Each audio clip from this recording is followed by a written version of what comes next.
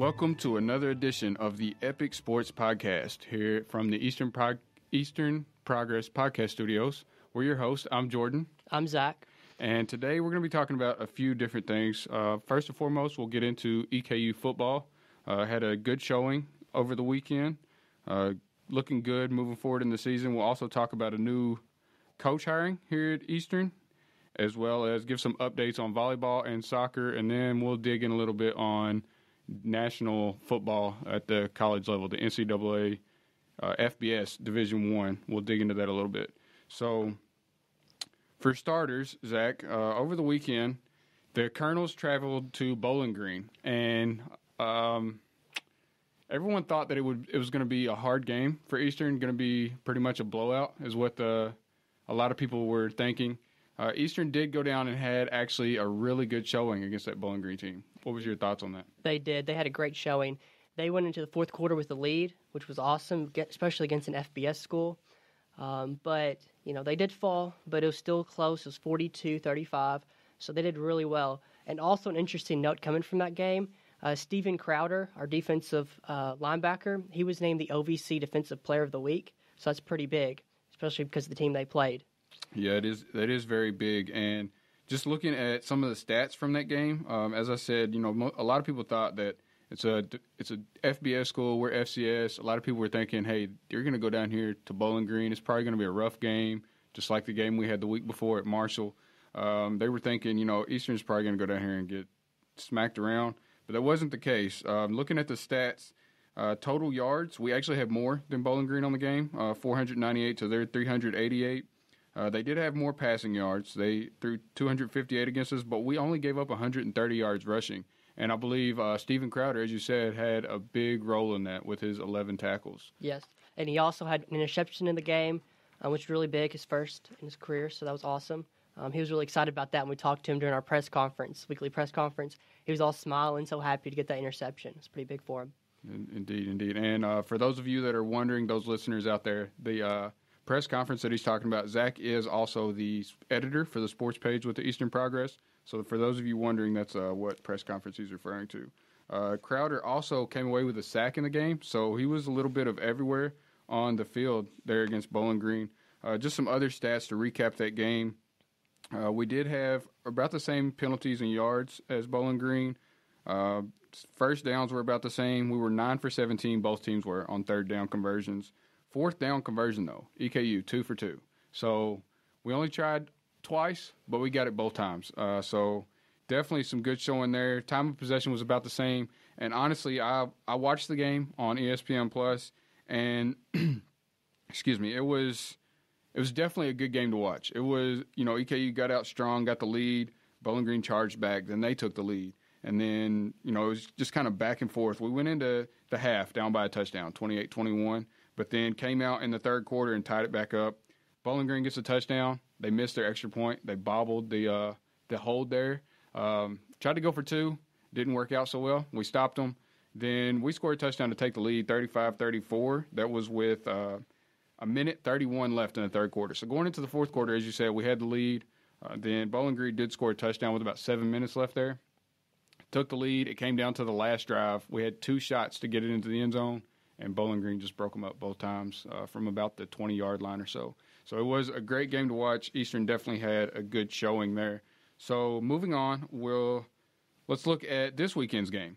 So being that we played a FBS school last week, this week we got a much easier task back at home against Southeast Missouri, who we've had their number over the years. Oh, yeah, definitely.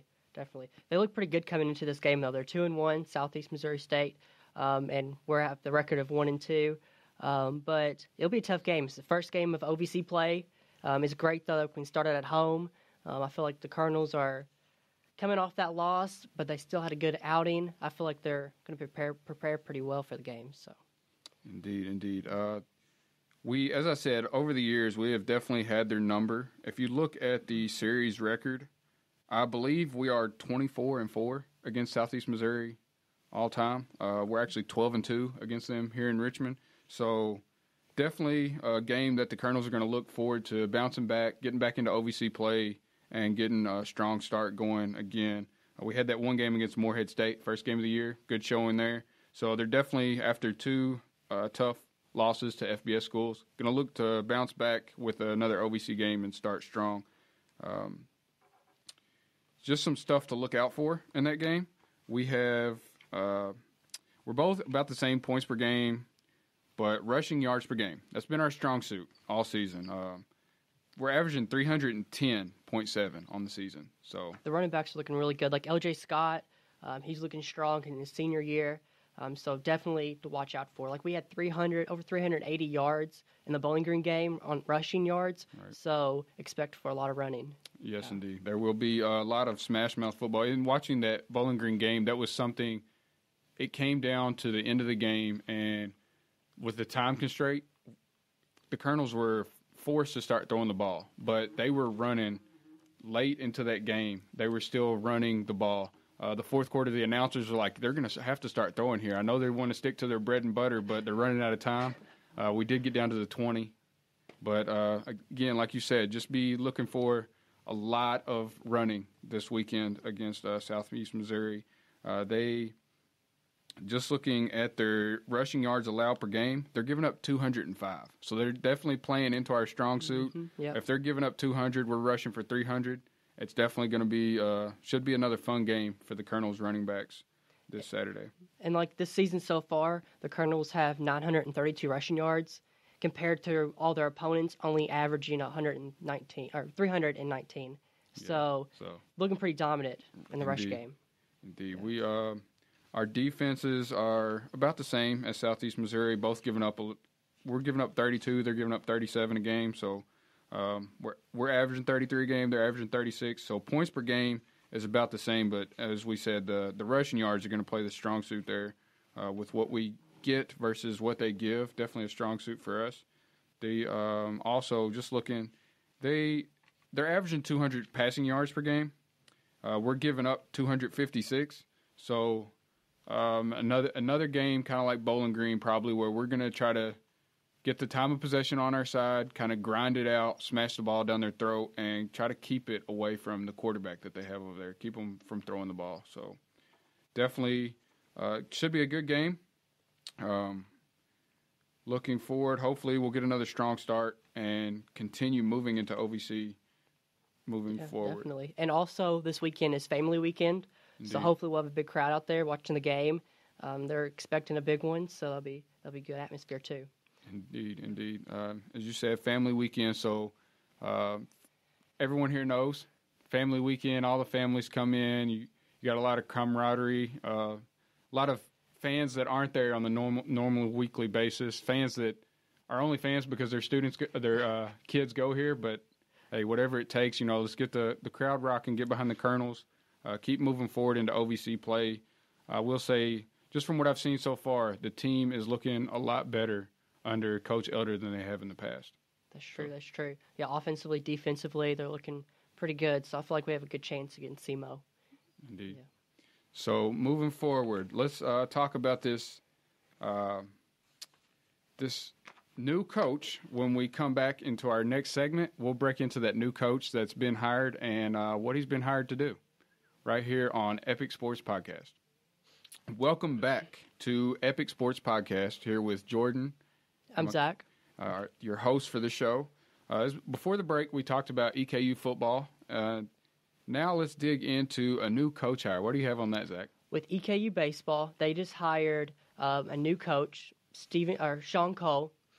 He just got hired as the associate head coach and pitching coach for the Colonels. So pretty good hire. Looking at his history, he came from the San Diego Padres MLB organization, which is pretty awesome. So he has tons of experience in the pros. And also recently he was a coach at Arizona. He's a pitching coach there. So he has college experience, but also he has major league experience. Right. So it's a good hire, it seems like. It is hopefully so. Now, I looked into, after we hired this coach, I looked into last season, just some stats to look at. The baseball team did go 30-31 on the season, 15-15 in OVC, so they were right at that 500 mark. Pitching on the season last year, 530.2 innings pitched with 623 hits. So we were giving up almost a hit every inning. Now, that's not bad numbers, but if you can get them down less where you're not giving up any hits, obviously if nobody's on base, then nobody can score. So hopefully we can this pitching coach can improve that even more to where we can pull out some more wins. Yeah, exactly. And also, when he was at Arizona, cool thing I found out was that he helped the team get to 4 regional appearances.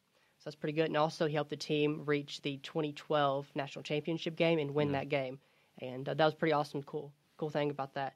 But also, he was named the 2012 Pitching Coach of the Year. Yeah, and that was the year that they won that national championship. So that's definitely, hopefully he can bring that national championship caliber into EKU as well, get our pitchers to reach their maximum potential and bring in the future, possibly even bring in better pitchers recruiting.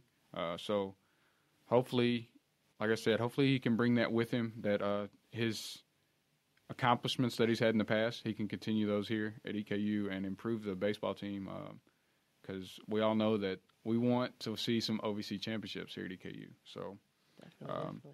just a little side note, you said that he did work at the San Diego Padres, and for anybody that if any baseball fans out there that ever have the chance to go to the Dominican Republic, every baseball team has an academy in the Dominican Republic where all of the international players are signed. They train there before they come to the U.S. And I will say that the San Diego Padres is the nicest one I've seen while I was there.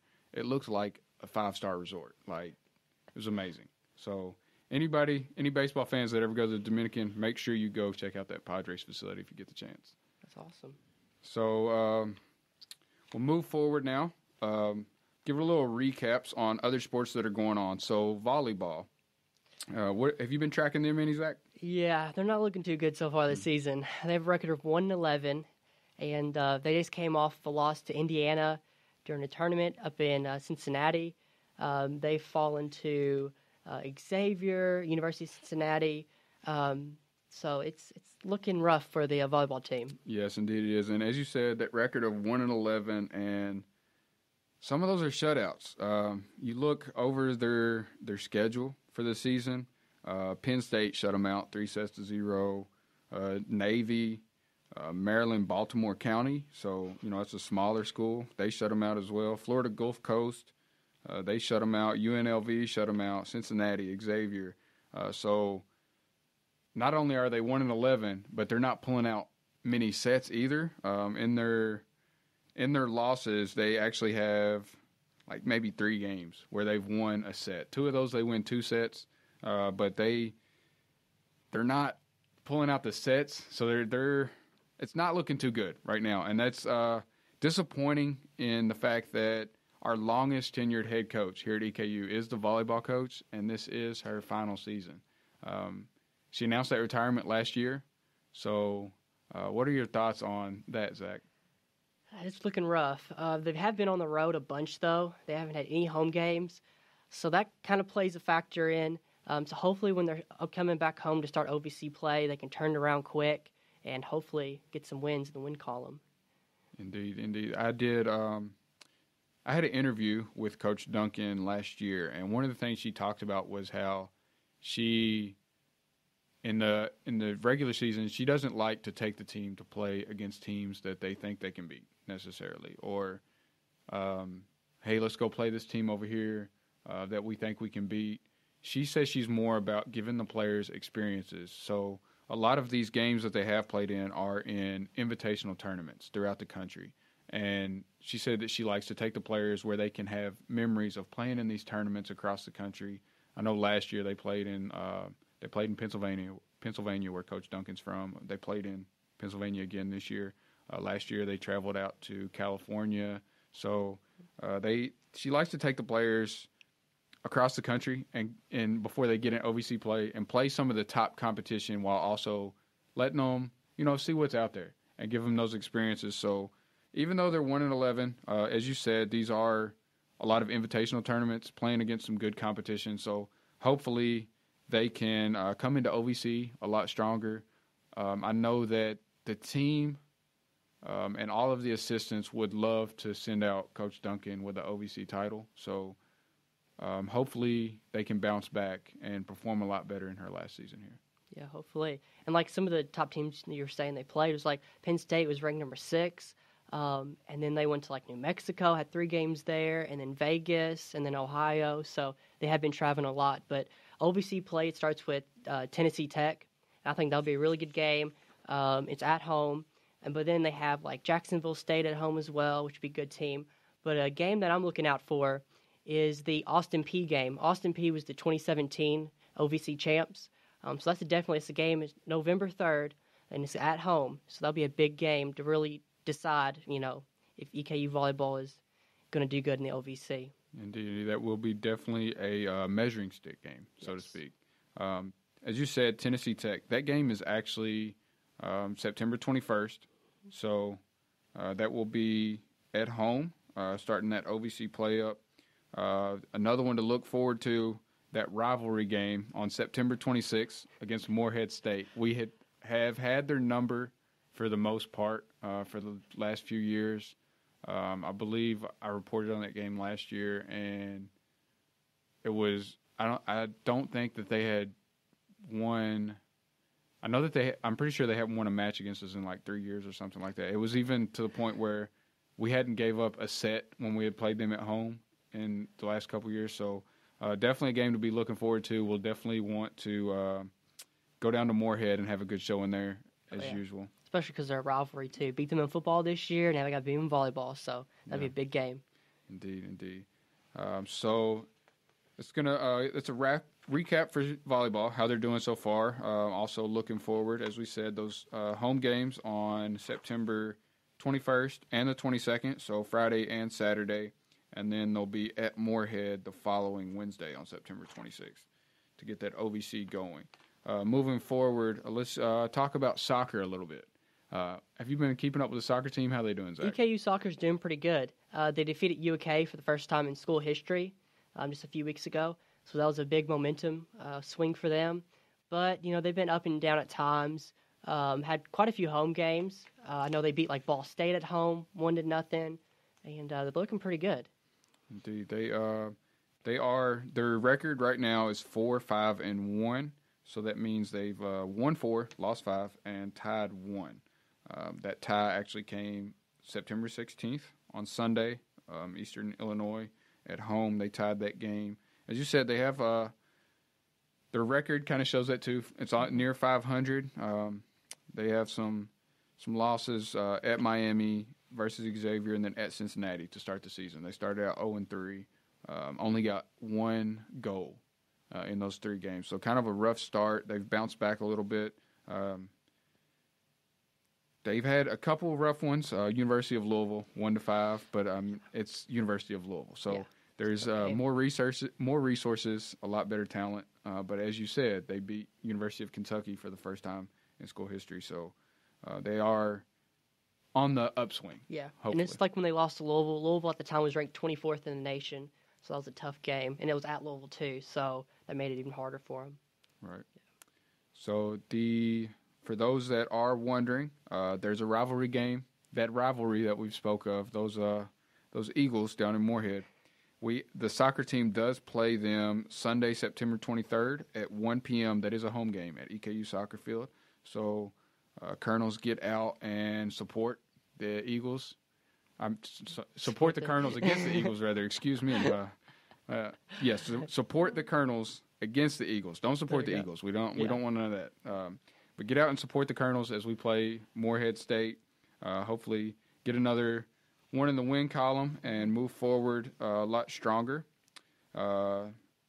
Soccer season is going to be the first season that wraps up, I believe. The regular season ends near the middle of October, somewhere around there. So they're moving into the meat of OVC play now, trying to get those games going and get a good record so that we can move into the OVC tournament and hopefully qualify for the NCAA tournament once again. And then a key player to look out for the Colonels is our goalie. She was named the goalkeeper of the week for 2 weeks in a row.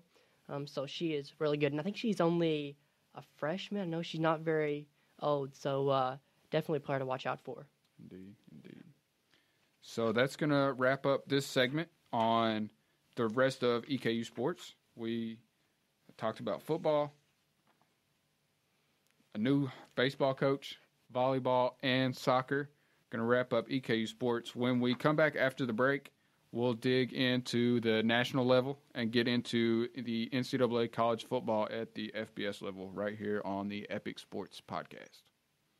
All right, welcome back to the Epic Sports Podcast. I am your host, Jordan, with my co-host, Zach. And for the break, we dug in on EKU sports. Got all of you guys wrapped up and up to speed on everything Colonel Nation. So now we're going to dig into the national level. The sport that is the most popular right now. Obviously, there's NFL too, but we're college students, so we want to know what's going on in college around the country. So college football, what are your takeaways so far, Zach? So far, Alabama has been dominant like always, so not a surprise there. And then Georgia's looking really good, 3-0 record. I'm liking them. I know you're a Georgia boy there. I'm a diehard dog. For those that don't know, I actually have the G tattoo behind my ear. So I'm a diehard dog at heart. As you said, South Carolina was talking a little smack before we played them. Their receiver, Debo, I don't even remember the guy's last name, but I know his first name is Debo. There was some jokes made. I'll get into that. But he was talking smack, actually guaranteed a win when they played Georgia at Williams-Brice. That wasn't the case. He was asked by a reporter the week of the game about DeAndre Baker, and the reporter asked, "What do you think about DeAndre Baker?" And he was like, "Who?" Debo said, "Who?" And the reporter replied, "DeAndre Baker. He's the corner for Georgia." And Debo said, "I don't know him." Trying to just further smack talk. Kind of came back to bite him because South Carolina's first series of the game, DeAndre Baker actually had a pick six. Debo didn't get into the end zone. So came back to bite him. After the game, DeAndre Baker referenced him and said, "Oh, they know who I am now. They know who I am now. The only Debo I know got knocked out by Craig." So came back to bite him. That trash talk did. But as you said, Georgia's looking good. Alabama, as usual. You got the usual front runners. Clemson is up there looking good too. Georgia actually jumped over Clemson in the AP poll this week, but I believe that just may have something to do with Clemson hasn't really played anybody other than Texas A&M. And I think, honestly, Georgia jumps over Clemson because Georgia's put up 40 points a game and gave up less than 20 every game with one ranked opponent on the schedule. Clemson, on the other hand, has been scoring. They've only scored over 40 once, and they gave up. That Texas A&M game, they won 28-26 versus Georgia beating South Carolina at South Carolina 41-17. So that obviously it's too early in the season right now. Those rankings don't matter as much. It's going to come down to the end of the season and who's in that 1 through 6 range anyway. But as you said, Alabama, Georgia, Clemson, Ohio State, Oklahoma, those are all usual front runners. They're all up there in the top 5. Looking pretty good. They all are serious playoff contenders, in my opinion. You also one that people viewed as possibly being good in the SEC, but is actually looking like a playoff contender right now, and that's LSU. LSU, the first game of the season against Miami, Miami was ranked number 8. LSU was ranked 25th, I believe, so they were just barely in the rankings. They handed it to Miami every facet of the game, beat them 33-17, routed Miami, and people were like, okay, put people on notice this team might be pretty good. Then, they play Southeast Louisiana 31-0. Last weekend, they played at Auburn. So they went into Auburn there and put on a good game and actually pulled it out. Yeah, I thought that was a really good game. They showed how good they are this season, and now people are watching them. So it'd be exciting to see, especially when they play Georgia, Alabama at the end of the season. It'll be interesting to see where they're ranked at the time and if they can pull off that win against both of them. Indeed. Yeah. That, as you said, those are definitely going to be good games to watch out for in the SEC radar. You have Alabama, Auburn, and LSU, which are all in the SEC West. So they all three play each other. LSU and Auburn has already played. As I said, LSU pulled it out 22-21. It was a great game to watch. For those of you that didn't watch it, you missed out. If you're a college football fan, I don't know what you were doing. You were sleeping on that one. You should have had your alarm ready to watch a good game. But was a good game there. And then Auburn and Alabama will play in the Iron Bowl, of course, the last game of the regular season. And then Georgia, being in the SEC East, has 2 games where they play against SEC West opponents. One of those is Auburn every year because it's the cross-division rival. That's every year. This year it is at Georgia. We went down to Auburn last year, laid an egg. We got revenge in the SEC championship. It's a story for another day. But we actually play at LSU this year too. So definitely some good games to watch out for in the SEC. Some games that are going to have heavy playoff implications because those games, with the way the teams are looking right now, those games are going to be like the only test probably of the season. That's true. So those games are definitely going to be heavily took into consideration by the playoff committee when it's time to decide who's the 4 teams that are in. There's some surprising teams, though, in the top 25 AP rankings. Like Stanford's up there at 7. I haven't heard a whole lot about them, so they're looking pretty good. Washington's up there, West Virginia, Virginia Tech. So some good teams in different conferences are up there. So to compete with the SEC. Indeed. You know that everyone knows that SEC, whoever the champion is in the playoff. It's kind of a given. But as you said, you have the other conferences competing as well. So you have in the Big Ten right now, you've got Ohio State, being Ohio State. They're up there as usual. You also have Penn State, who I'm not too sure about at this point. First game of the year, Appalachian State almost came in and upset them, and then they really haven't played anybody yet. So they won't play anybody that big until Ohio State and Michigan State. That's about their 2 biggest games of the season. So the rest of their schedule looks pretty easy for them. But right. And as you mentioned, Michigan State, who is ranked, but that's another team that I'm not too sure right now. They're 1-1 on the season. Their loss was at Arizona State, an unranked team, 16-13, and their win was a close one too, right? Yep, it was. It was 38-31, so that was a close one. And who was the and team that was against Utah State. Yeah, that's right. So, Utah State. So a small team, you only win by a touchdown. So Michigan State definitely looking a little skeptical to me. So at this point, you also have Wisconsin, who was heavily raved on in the preseason. They actually had them ranked 4th, I believe, in the preseason poll. But then they lost this past weekend to BYU. BYU, yeah, 24-21. So it was a close game. So they're 2-1. They have fallen to number 18 in the rankings. They play at Iowa this weekend, which if history repeats itself, that's a tough one for those teams. Wisconsin has the luck of just losing a game on there, so they're going to be looking to bounce back.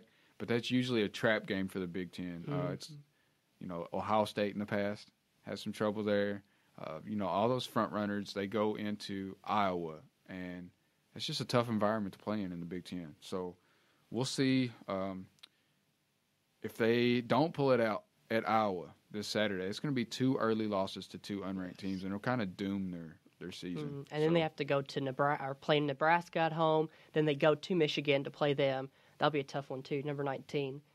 So it'll be a tough stretch for them if they lose a couple games here. So Big Ten is looking like Ohio State's to lose right now. That's the way it's looking. That's not much out of the ordinary. The only thing that was out of the ordinary was Urban Meyer wasn't on the sideline for 3 games, but he is back now. Ohio State is playing versus Tulane this weekend, so another easy game. They did play TCU in a neutral site game last weekend, won by 12, 40-28, without Urban on the sideline. So they've definitely shown that they are capable.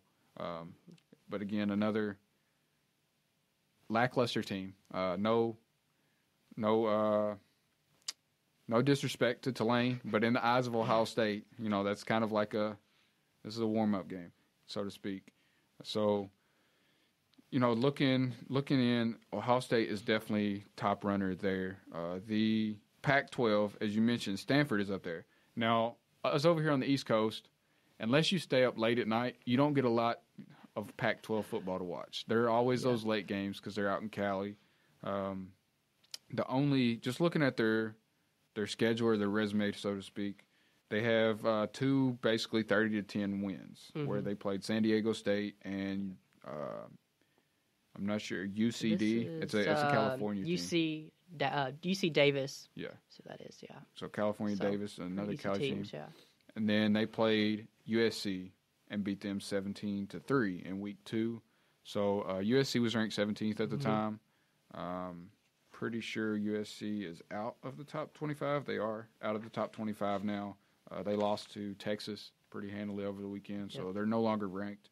So I don't think that boosts Stanford's resume as much. But they do have, if you look through the top 25, as of right now, there are 3 teams that are ranked. I'm pretty sure. You have Stanford, Washington, and Oregon from the Pac-12. And Stanford plays at Oregon this Saturday. So that would be tough. Oregon's ranked 20th right now. And then what's interesting after that game, Stanford has to go to Notre Dame. Notre Dame's an 8th seed. So that will be 2 tough games back-to-back for the Cardinals. Yeah, so you definitely have a measuring stick, so to speak, for Stanford coming up these next 2 games. Right now they're ranked 7th. We're going to see if they are indeed worthy of that ranking. Again, it's real early in the season right now, so the rankings don't mean as much. You kind of have to get to some of these Stanford at Oregon, then the LSU at Auburn game. You have to get to some of those games to see, are these teams really where they should be ranking-wise. Washington, interestingly enough, the first week of the season, they played Auburn in a neutral site game and lost that game 21-16. And then, Auburn, their only other contest has been this past weekend where they played LSU at home and lost by 1. So those 3 teams are looking like they are all 3 contenders, so to speak. So we'll see if Stanford is indeed up there. As you spoke of Notre Dame being ranked 8th, they haven't had much of a strong showing either. They haven't, no. The season's it'll be interesting once they get farther into the season to see how they do turn out. But, right now they're 3-0, so. Yeah, they are 3-0, as you said. They've played Ball State, Vanderbilt, and Michigan. All 3 games are home games. They beat Michigan by a touchdown. Michigan was ranked when they played them. But Ball State, also by a touchdown. Vanderbilt by less than a touchdown. Ball State and Vanderbilt aren't great teams in the eyes of the playoff committee. So Notre Dame is looking like they're going to have to prove themselves in this Stanford game in 2 weeks. Sure. They're going to have to make a statement. And not just the Stanford game, but also the Virginia Tech game right after that. 2, high-ranking games. But after that, they have an easy schedule. It's like Pitt, Navy, Northwestern. So not strong college football teams.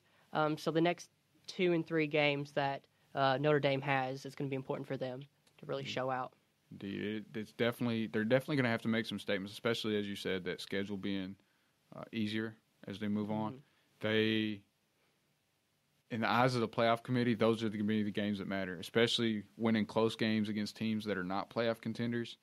They're definitely going to have some strong showings if they want to sneak into the playoff as an independent. The playoff committee puts an emphasis on those conference championships. Notre Dame's not in a conference, so they're definitely going to have some good showings if they want a shot at the national championship this year. So we'll move on into the next conference. We've discussed, SEC, the front runners there. We've discussed Big Ten. We've discussed the Pac-12. The Big 12, you've got Oklahoma pretty much running the show as usual. West Virginia is up there right now. They're ranked 12th. The only big game they've had so far was Tennessee, so to speak. Not really sure. This is first year for Coach Pruitt down there at Tennessee. Yeah. So not real sure how they're going to be this year, but West Virginia did win that game 40-14. Other than that, they really don't have much. They play Kansas State this weekend. So Big 12, looking like Oklahoma's show so far. It looks like it. Just up and down. Yeah, it looks like it's mainly their show. Like Oklahoma State, it's looking pretty good too this year. So that'll be an interesting game. West Virginia travels to Oklahoma State at the end of the season. So definitely a team to watch out for. Yeah, they always give Oklahoma a good game too. Yes. Now the Big 12 has been Oklahoma's show for a while now, but Oklahoma State, they played Boise State. They were ranked 17th, beat them 44-21. They always give Oklahoma a game, so you have to watch out for that as a dark horse. And TCU, of course, they did just lose to Ohio State, but they were heavily raved on in the preseason as well. They're ranked 17th now. So Big 12 is Oklahoma's to lose as of right now, but there are some people that could sneak up and get them if they're not on their A game. So moving into the conference you want to speak about. So those of you that don't know, Zach is a Louisville Cardinal fan. How'd your Cardinals do over the weekend, Zach? It was rough.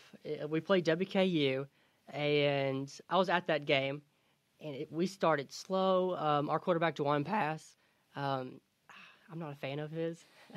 I know a lot of people are like, oh, well, he was under Lamar Jackson, and, he has experience with him. But, yeah, but he's not very good. He's not accurate. And then when he does try to run and escape the defense, he just makes silly plays. Like, why would you do that? Like throw it away, that kind of stuff. So definitely I could see the backup quarterback, Cunningham, coming in to start the rest of the season.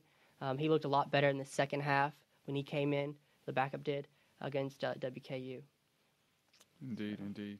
The ACC, just going to be honest, man, my opinion, it's Clemson or bust.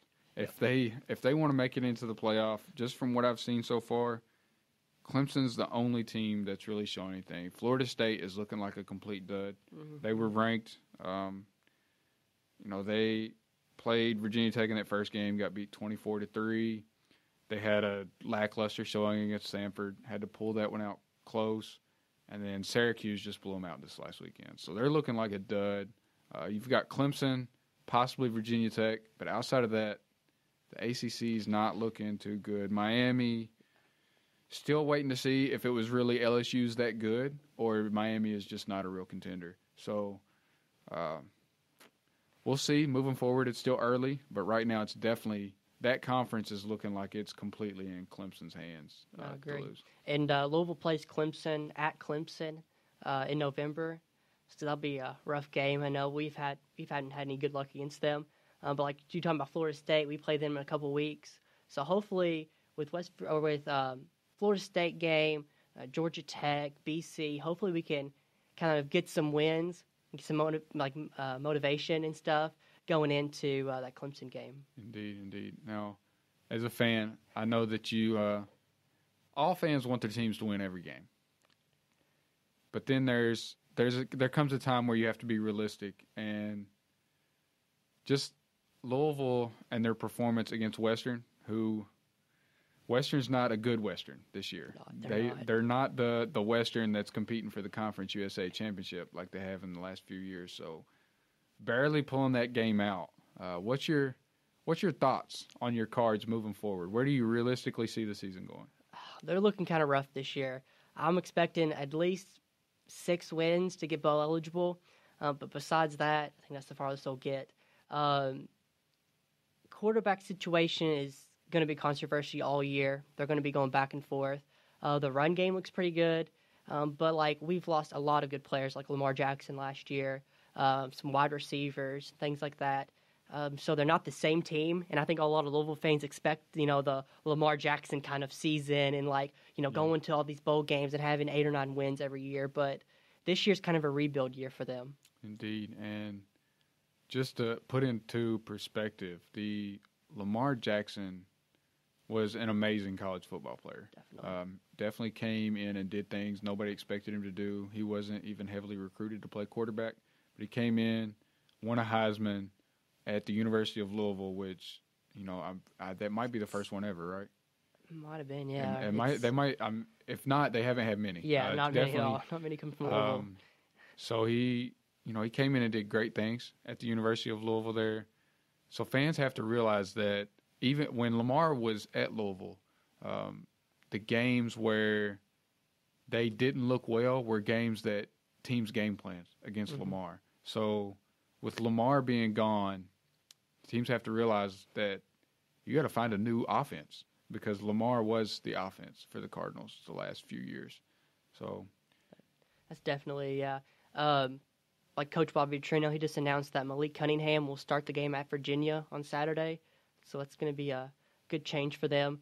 But, yeah, like you were saying, Lamar Jackson, like, he was the offense for the past couple years. So now they're going to have to restructure that whole thing, trying to get the running game going and find new ways to, get touchdowns, because they're struggling getting touchdowns. Against WKU, they didn't get a touchdown in the first quarter. And I was like, what is going on? Like, how cannot they? Like, they can't get the ball going. They had, 0 passing yards for most of the first half. So that was surprising. WKU, I give them credit. They held their ground. Their defense was really good. But offensively, they weren't that good. But that's something where our defense, we have to get our game going before ACC play. Right. Moving into the other team in the state, I know you probably don't want to talk about it. You're a Louisville fan, but the Kentucky Wildcats are looking better. I feel that they under their head coach, they have steadily improved since he's been there. They've got better and better each year. This year, they handled Murray State over the weekend, won that game pretty easily. They had the first game, Central Michigan. It was kind of close, and they pulled away late. And then for the first time in 31 years, I believe, they beat the Florida Gators. Yeah, so we're going to hear about that for a long time. Yep. Yeah. That was a good game for them, though. They beat them 27-16. I feel like every Kentucky fan is going to remember that score for the rest of their life. Like, that's going to be something they tell their grandkids about. Yeah, Kentucky beat Florida, and that was the score and all. And that was a good game. I give them credit. They're looking pretty good. Offensively with Benny Snell, he looks like he's a beast. So I'm scared when they play Louisville, he might go off on them. Yeah.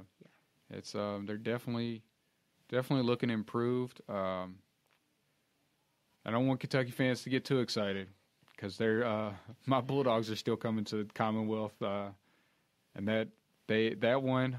Do you have the rest of their schedule in front of you there, Zach? Yeah, so they have this weekend they play Mississippi State, which is ranked. That'll be a good tough measuring one. game. Yep, they're coming to Kroger Field, and then they have South Carolina, Texas A&M.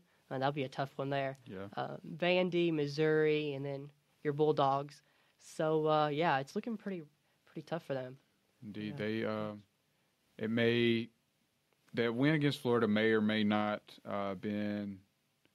It's a statement game for the Kentucky program, nonetheless. But we're not sure how good that Florida team is. So I don't want Kentucky fans to get too excited, thinking, we're competing for the SEC this year. Slow down a little bit. Play some more SEC games first, and then we'll see. But they are looking improved, nonetheless. They are, yeah. Just moving in, give a little brief wrap-up. The games to look forward to this weekend. I know we have Alabama will be hosting Texas A&M. That's going to be 1 versus 22 as they're ranked right now, so you have that one to look forward to.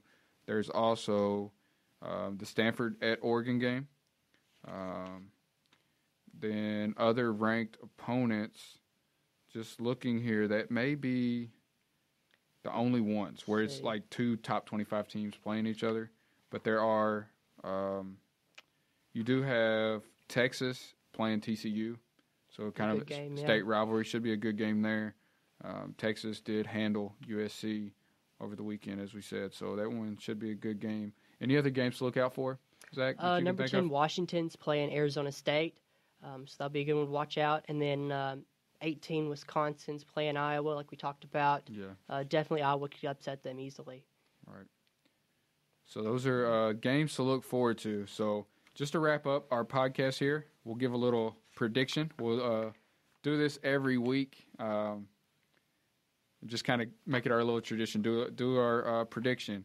So, Zach, who's as of right now, from what you've seen so far, give your top 4 playoff contenders in no particular order, and your dark horse. Okay. I'd have to go with Alabama, Georgia, Clemson, Auburn, And then my dark horse coming in, they called themselves the national champs last year, USC, Central Florida. Oh, yeah. I could see them sneaking in there. In the dark horse. Yeah. They haven't really had any go-to games on the schedule. They play at North Carolina this weekend, so we'll see if they continue to go undefeated. It's going to take a lot. They went undefeated last year, just, outside of the Power Five, it's hard to get into that playoff. Is, yes. So they're definitely going to have some statement games. Myself, top 4 playoff contenders, I'm definitely going to have to go Alabama and Georgia off the top. Clemson as well. I'm going to have to, just from what I've seen so far, I'm going to have to put LSU up there. Now, I'm not saying that Alabama, Georgia, and LSU are all going in. Obviously, it's not going to happen. I feel like there's going to be 1, possibly 2 again. If there's 2 undefeated teams in the SEC championship playing each other, it's a close game. They both might get in. But I think, those are just what I've seen right now. 4 of the best teams. Dark horse team for me, I'm going to go Virginia Tech.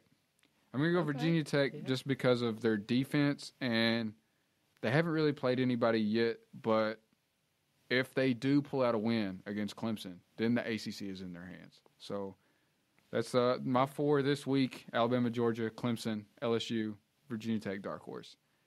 Nice. Yep. Any final thoughts from you, Zach, on the weekend's action and upcoming? Yeah, it's going to be a good weekend of football, college football, and EKU football. So it'll be awesome. Yeah, stay tuned to it. Indeed. The game this weekend for EKU, I believe SEMO. Kickoff time for that is 4 p.m. So as we stated, EKU football plays at home, 4 p.m. Saturday against SEMO. You also have volleyball playing at home Friday night as well as Saturday. Yes.